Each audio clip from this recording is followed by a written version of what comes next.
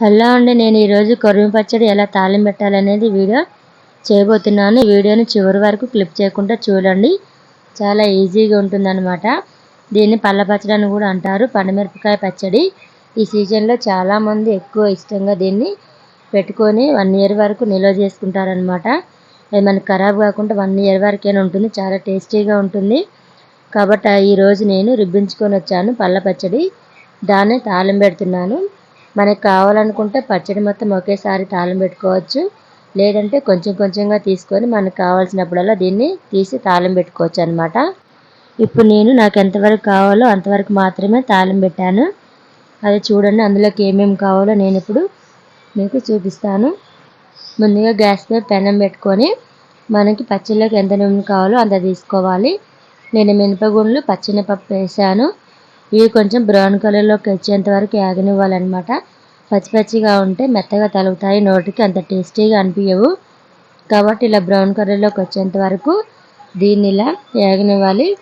తర్వాత మనం ఇందులోకి జీలకర్రని యాడ్ చేసుకోవాలి. జీలకర్ర కొంచెం ఎక్కువగానే వేసుకోవాలి, టేస్టీగా ఉంటుంది.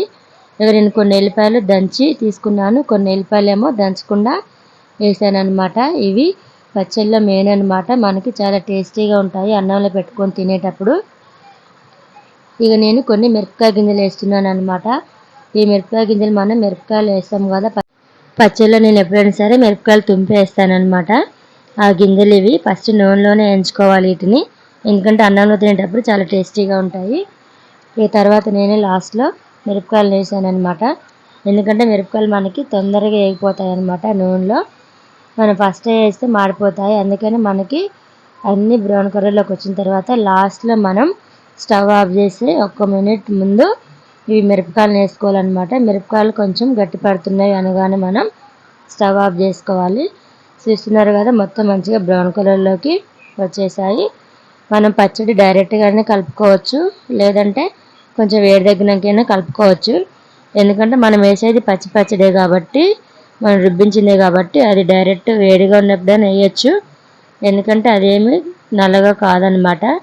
మనం మామిడికాయ పచ్చడి అవి పెట్టినప్పుడు వట్టి కారం కలుపుతాం కాబట్టి నూనె చల్లారినాక అందులోకి మనం పచ్చడిని యాడ్ చేస్తాము. కానీ దీనికి అంత అవసరం లేదు, నూనె వేడిగా ఉన్నప్పుడే మనం తీసి ఇలా కలుపుకోవచ్చు అనమాట.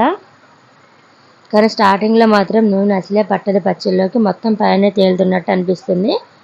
కానీ మొత్తం మంచిగా నీట్గా కలపాలన్నమాట. 1 మినిట్ 2 మినిట్లు అలా కలిపిన తర్వాత నూనె అనేది మొత్తం పచ్చడికి బట్టి ఇలా అవుతుందన్నమాట. ఇక నాకైతే తాలింపు పెట్టకముందు పచ్చడిని టేస్ట్ చేయటం అనేది చాలా ఇష్టం అనమాట. అందుకనే నేను కోపలో తీసి కొంచెం పెట్టుకున్నాను. తాలింపు పెట్టని పచ్చడి అనమాట అది. అలా తింటే చాలా టేస్టీగా ఉంటుంది. అది కూడా పచ్చడి తాలింపు పెట్టినాక ఈ టేస్ట్ వేరే ఉంటుంది. చూసారు కదా, మా కొర్రమి పచ్చడి చాలా సింపుల్గా నేనైతే తాలింపు పెట్టేశాను. ఇప్పుడు దీన్ని కొంచెం నెయ్యి వేసుకొని వేడి వేడి అన్నంలో తింటే చాలా టేస్టీగా ఉంటుంది. అంతేకాకుండా మనం మార్నింగ్ దోశ కానీ ఇడ్లీ కానీ టిఫిన్ చేసినప్పుడు కూడా అందులోకి చాలా టేస్టీగా ఉంటుంది. తప్పకుండా ట్రై చేయండి.